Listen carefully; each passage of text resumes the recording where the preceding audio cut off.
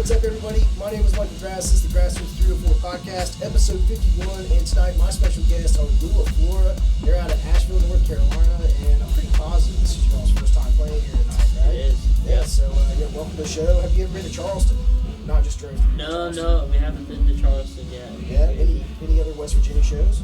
Fayetteville a couple times, and Thomas up at the Purple Fiddle a few times as well. Nice. I like Thomas. It's cool. Yeah, well, welcome to Charleston. Welcome to the shop. And as you can see, it's a pretty cool place out front, isn't it? Yeah, it's great. It's such a vibe. Yeah, it's, you guys look like a young group here, except for maybe you are. Yeah, sure. Right. It's good to have somebody older in the group, as we talked with Pet Van Dana earlier in the last episode about having somebody with a little bit more wisdom. So, yeah. We were talking earlier, you guys have been playing for about, 3 years now? Yeah. Not to get dog on you here, buddy. The band's been around for 3 years, yeah. Okay. Chad and Tyler here have been in it for a year. Elias we started playing with some last year, and then came on a bit more permanently at the start of this year. Okay. And you guys describe your sound as beach folk. Tell Yeah. me a little bit more about that. What inspired you to be a beach folk band? Yeah, so I grew up in Virginia Beach. Spent all the time at the beach. Summer, winter, didn't matter. We were down there chasing the waves. Oh, cool. And then moved to Boone, North Carolina for school. Yeah. I had some friends that went to Boone. Yeah, for sure. Yeah. And yeah, fell in love with, more of the Appalachian culture as well, and folk music, bluegrass music. And yeah, I think it all kind of comes together in this project.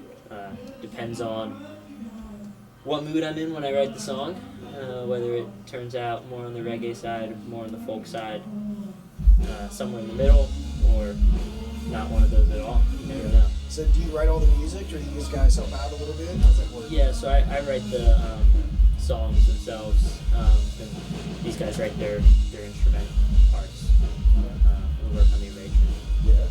And how's that go? Is it normally like you just said it, you work on the lyrics first, and then they come up with the sound afterwards, right? Yeah. So they all start me in my place,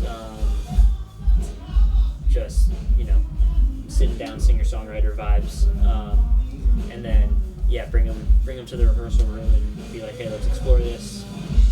I might have somewhat of an idea in my head for where I hear it going, but as I always say, I can't play any of the instruments that these guys play nearly as well as they play them, or at all. So rely on them to bring that spark, bring that magic, bring their own personal influences to it. Okay. Do you all have mutual interests in bands and people that you like to use the word idolize, but influential bands that you look up to, or is it you all have different sets and tastes in music that blends together to make what you're doing? We have different musical tastes. Yeah. We have common ground, but different. Okay. Chad, what are you into? What kind of music do you really like? He's pushing the microphone. I like riff rock. I like funk. I like busy stuff. I like frantic stuff. Okay. But also like not that stuff. It's good to have a wide range of music that you like that you're into. Elias, what about you, man? Well, I certainly do love reggae, and grew up listening to a lot of that music, and was very fortunate to have parents who appreciated that, and I got to see a lot of live reggae as well. But in addition to that, I also love R&B, and Chad said funk, as well as jazz, and I grew up listening to a lot of more heavy stuff like hard rock and metal, and so I appreciate a lot of different things. Yeah, Evan, what about you? These days, way more folk music than reggae. A lot of singer-songwriter pop. Anything that's just really scratches an itch for me from a songwriting perspective. Smart lyrics, good melodies. Yeah, been into a lot of JP Sax, Noah Khan recently. Yeah, stuff that just hits you right in your heart, for sure. I don't know either of those guys, but I'll check them out. Yeah, check them out for sure. And Tyler? Oh man, I'm kind of all over the place. Honestly, I listen to a lot of bass heavy stuff, R&B, Motown, just like the classic stuff.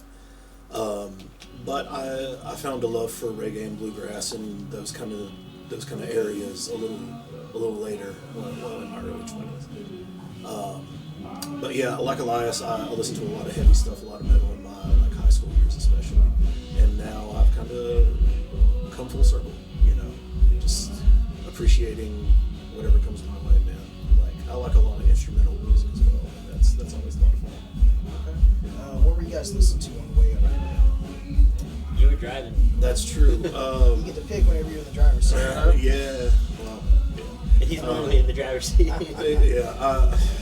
Unofficially, I'm the band dad, I guess. But like, Somebody's got to keep these youngins in line. I guess. Well, the thing is, Chad's actually. I think you're older than I am, aren't you? Really? Yeah. Like, it doesn't look it at all. But yeah, he's maybe a couple less grays in his beard, right? sure. Yeah. No, but Maybe a couple less hairs in his beard.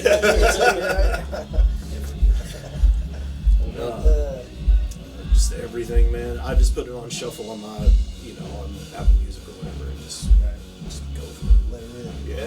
You guys listen to any podcasts or anything like that? Anything informative or just jam? Not really in the van. Chad always has his headphones in, Yeah. chuckling some I'm always like historical bullshit. I So was- fucking Yeah. Caesar's salad, I do like his historical nonfiction. Yeah. Historical, non-fiction, okay. Hey, you got to dive a little bit deeper into that real quick.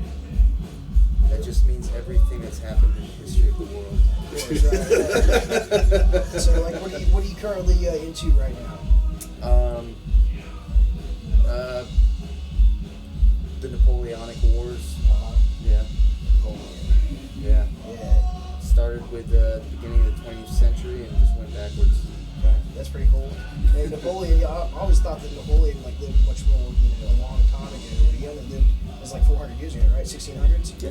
Yeah, not too long ago. They asked two things, but really compared to some things, right?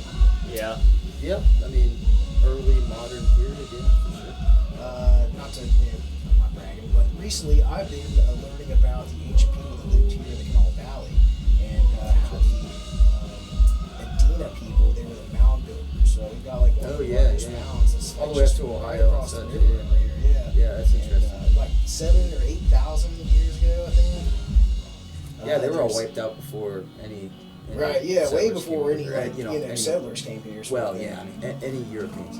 Right, and even before like the Indians that we think of that interacted with the settlers, like they're here like way before them. It's thousands of years ago. Yeah, it's like the Mayans to the Aztecs. Right, yeah, and this area here on the other side of the river, in between St. Albans and Charleston, which is about 8 miles, it had like the largest amount of these historic mounds that were in place. And whenever the state kind of came in and started developing and putting in roads and stuff, it cleared out a lot of these mounds and didn't really do too much, excavation of them. Of course, the large one, over here, the Creel Mound in South Charleston, that's been excavated, and then the one in Moundsville, where the West Virginia State Penitentiary is, that's up near Wheeling, West Virginia. That's the largest, and it's been excavated as well. But some of these others, they just went through and like dozed them out. That's Had unfortunate. no respect for the history. So yeah, it's been very interesting to learn about. Yeah. Preservation comes after financial gain, political gain, and all the rest, unfortunately. Yeah. Well, I don't think anything's gonna be preserved for long after this, right? Who's to say? Yeah, we'll find out. Tell me more about your music. You've got original tunes, and then you do some covers. You said you got a self-titled album out. Tell me more about that. So it's a singles world that we live in, where these days play the game. It's all about just dropping something constantly. So yeah, we have a self-titled album out, which was 11 separate singles, I think, that we at the end of the release put them all together onto an album that came out a year and a half ago, I want to say. And we play a good amount of those songs still, but writing a lot of new stuff, recording a lot of new stuff. We started releasing new music back in December, and it's the end of March now. We've released 3 new ones in that time period, and we have 4 others on the way to be released this year. And yeah, I'm excited for those because I think they're more in the direction that we're heading and a little more mature. It's more of your sound that you've been trying to come up with. Yeah, exactly. I was talking to our producer the other day. He was like, yeah, I really feel like these songs that you're putting out right now are kind of the first step into, all right, you put all this other music out prior, and now this is like who you are, what you're releasing now, and you're going to continue to develop that and expand on that, which is, yeah, it's a great feeling for sure. I feel like it takes some time with bands to figure that out. It's not always just you hop right into it and you know how things are going to be. Yeah, for sure. And songwriting for me being like such a an emotionally vulnerable state. When I started this band, I was listening to way more reggae and like politically motivated music, and because that's what I had grown up on. So a lot of the older music kind of falls into that realm. Now it's like my tastes have changed a lot, and the music reflects that while still being close to our sound, just a new evolvement of it. You guys are on a 4-night run right now. You played in Roanoke last night. Tell me about that show. Yeah, so we played down at Martin's downtown. Great spot. They're bringing through music, I think, every night of the week. And yeah, it was a little. We're playing this festival at the end of May over Memorial Day weekend, Rooster Walk, and so this last night's show and then Sunday's show, this coming Sunday show in Raleigh. We're both Road to Rooster Walk preview shows. So people could win 4-day GA passes to the festival. They came out last night and they come out Sunday. Which is, I love seeing festivals do that. It's a cool way to keep the stoke in the community. Yeah, that sounds cool. Yeah, it's I've been following Killer Street Company. I mentioned that earlier, and they've been playing that the last couple of years. And, yeah, I've always wanted to get down there for it, but usually there's always something going on here. Memorial Day weekend. Yeah. It's such a popular weekend for events. Yeah, we've actually got Afro-Man going to be here Memorial Day weekend. I saw that, dude. That's such a trip. Yeah, that should be a lot of fun. That's going to be wild. Colt 45, 2 zigzags. Yeah. Maybe that's all we need. Guys, let's see. You got a show coming up tomorrow night in Washington, D.C., and that's sold out. Right? Yeah. Tell me again who you going to be playing with? Yeah, we have Eli Waltz and Timber Bridges kicking it off, 2 DC-based folk artists. We're all sounding going along with it pretty well. Yeah. It's fun because we can play with more folk-based acts or more reggae-based acts, and it kind of float either way, and it works out well for us. But Pie Shop, where we're playing tomorrow, is a great room. This will be our second time there, and yeah, it definitely feels good to sell it out for sure. Pies at Pie Shop? They do, yeah. Downstairs they have a bunch of pies, and then upstairs the music venue. Okay, nice. Yeah. They give you guys like a free pie. Yep. Is it one pie or is They're it like many savory pies? pies. Savory pies? Yeah, they're like little meat like pies? Yeah, Personally. pies. Yeah, Okay. it's good. I wasn't bowled over by the concept until I tasted it. Right. Now he wears the shirt every I day. got a shirt, baby. That's dedication and commitment. Right. Representing, right? Like this many pies around. There's nobody here in Charleston that makes, actually, I think Bacadas. They're like a Brazilian, like Filipino kind of fusion restaurant. It's cool. And things. They might actually have those. They've got those buns. You know what those buns are? Those steamed buns? Bao buns, yeah. So I think they've got those in too. Did you guys eat dinner tonight?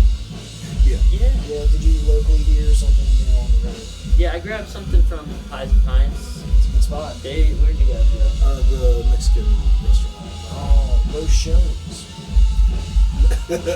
Maybe not Shoney's. It used to be Shoney's. Okay. It's Las Truncas now. They call it Yeah. Los Shoney's. That's fine. Yeah, it was good. It was a good spot. Okay, nice.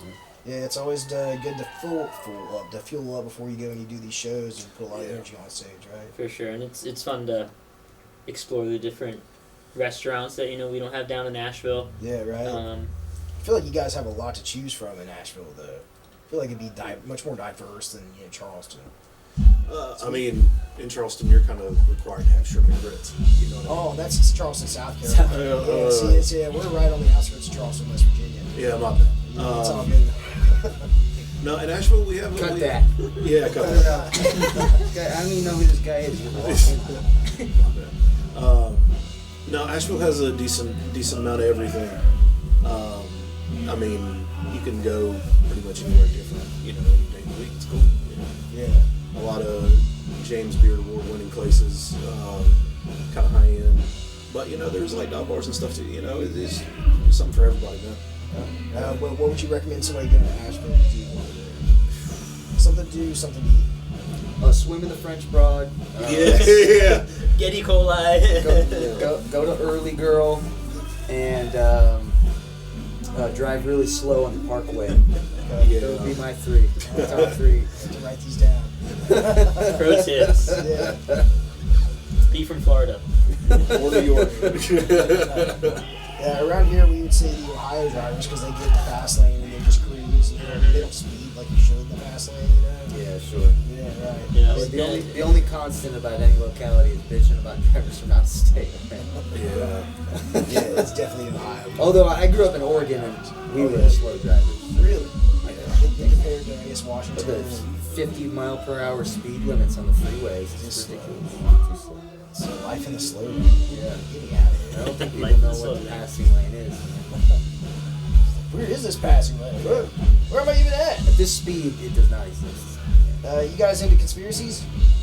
Depends on the conspiracy. How about a current conspiracy?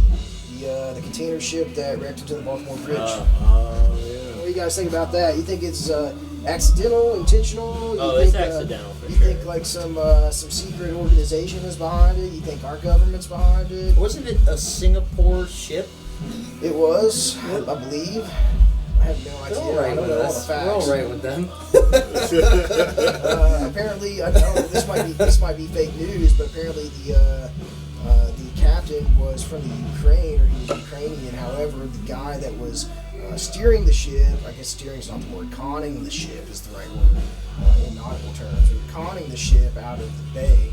That was a local guy who was a trained, supposed to be trained expert at getting.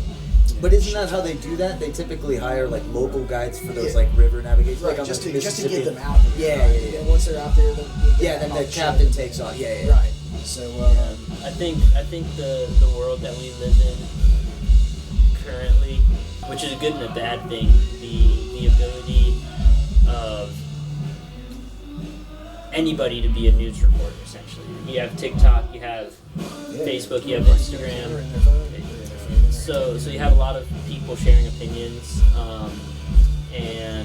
but I think at the end of the day, in that situation, it's devastating. I believe in the good of people, and that you watch that video, it's like they lost power. The ship had failed power tests like a couple months ago. I think that's all that's to it, and it's easy to let things get away from us. Epstein Other didn't things. kill himself. Exactly. But I do think that this was a tragic accident. Yeah, exactly. very, very tragic, very horrible. To witness this and to see, to watch that live feed of it. Think about the guys that were still out there working too. Exactly. Like, man, how like it's just a kind of crazy, like a Final Destination sort of scenario. You guys know that movie, Final Destination? Oh yeah. He would. You guys, you would too on the end. Chad would know. So maybe you guys. How old are you guys? 25. There you go. 21. 22. Final Destination is a movie about like these different people who were essentially like cursed, and I can't remember the main part of why they were cursed, but they went to go live their lives, and different things would start happening where these people would end up coming dead, and they would have like gruesome deaths too. So check it out. Is that an official plug? Yeah, it is. It's, I grew up in a movie store, so I can remember. Okay. Yeah. I worked at the last Hollywood Video in my town. Oh, really? That's cool. We had a Hollywood video You here. fucking boomer. Yeah. Beacon, please rewind. Yeah, seriously. right. Yeah. Let's see. Is there anything else? P. Diddy. Is that a distraction? Oh yeah. Or is he really as crazy and as perverted as they say he is? What do you think? Tyler, what's the T? No idea. I don't know, man. I can't really speak on it, but he did try to leave the country, so that's something, I guess. That's what I thought. And then there's reports coming out that like he was back in Miami with his family or something like Yeah. that. I don't really keep up, honestly. Right. But, yeah. I kind of feel like it's a distraction from other things that are going on that we may not be, Yeah, aware you of. never know. You never know. Right. Hit the tail on the donkey, you know? Yeah. Right. I have said this year, especially this year, I don't know what it is, man, but there's something going on. Like, this year is the year of people, like, kind of showing their true colors, you know what I mean? So there might be something to that, but at the same time, like, who fucking knows, man? Yeah, all this information's coming out, these redacted names from them, and the pretty graphic things that they're talking about. Yeah. Be interesting to see who's on that list. That's all I'm going to say about that. It is, right, and the amount of sexuality that these people, they kind of try to coerce other people and then, like, shame them in. Maybe not shame them into it, but try to, it's grooming is what it is. They try to groom, Sure. Men. That's what they're saying is P. Diddy was grooming, men into being homosexual, and then also, he had essentially like a manager. I wouldn't say maybe a handler, but that might fall in the lines of it. That was taking care of acquiring underage women or prostitutes or drugs. Like he had like a whole team of people set up around him, and he got drug review, which they had arrested. So it's Yeah. I think it partially it's all coming out like it should be, but like the timing for it all. If they could do this, why don't they release the Epstein client list? Yeah. Because it's really gonna flip shit upside down when they find out like how many people that are like involved, not just like Hollywood and like not just in the government, but like how many of these people are like sickos. And I think it would really actually make people revolt. Yeah, for sure. It's crazy times, and I think all that can be said from our end is really like, regardless of sexuality or gender identity, anyone that is using their position of power, whether that is a position of power given to them by their gender or a position of power given to them by their status or wealth, is gross. And it doesn't matter what who it's happening to. Right. It just matters that people involved need their day in court or their day in whatever. Yeah, the accountability, definitely. And it also plays a part to, that documentary that just came out involving Nickelodeon, it's Quiet on Set. Yeah. Where a lot of these young actors and actresses, they're abused by producers. They're supposed to be taking care of them. And their family, not really giving too much of a shit because their child's bringing in the money. Yeah. And you allow things to happen, which is fucked up. But so it's like essentially your child is working for these people. They're signed under contract, and then you just give up because your child's making you so much money. It's a really horrible thing. And these people allow to know about it. Yeah. Kids that couldn't, like, they wanted to say things, but like nobody was listening.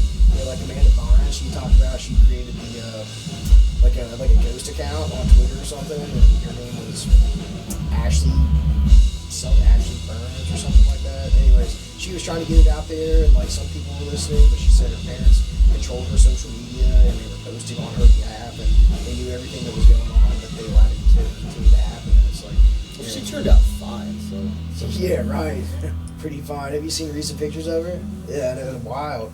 So, I don't know, just things that are happening right now. You bring up hot topics, right? Yeah, current event too. Current events, yeah. Yeah, it's I think everybody across the world feels like a shared emotional strain. Just the past few years, I think things have been hard for a lot of people, and the only thing that we can do as humans is just like think about that every day and in every interaction. Like, you know, if you had a weird interaction with somebody or something, you know, rather than jumping to a conclusion behind it, you know, just offering grace and but also, you know, not using grace as an excuse, you know, like Sure. like holding people accountable when something's really wrong, but also, you know, understanding that, you know, everybody or a lot of people are in a shared situation across borders, across genders, across everything, where, you know, everybody just needs some kindness. Yeah. You know? Yeah, just be kind to one another. Even if you know, let's see, strangers, always be kind to one another. Even if it's like the crazy lady in the alley 20 minutes ago that I saw, you know, just trying to be nice to each other, because, you know, even a smile goes a long way. You never know what other people are going through, like the crazy lady in the alley. So, yeah. Guys, anything else you'd like to talk about real quick?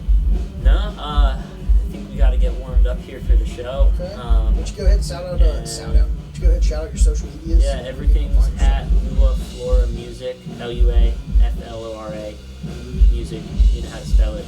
Yeah, find us anywhere. Awesome. Do you have another West Virginia show coming up soon? Yeah, we're doing a couple this summer.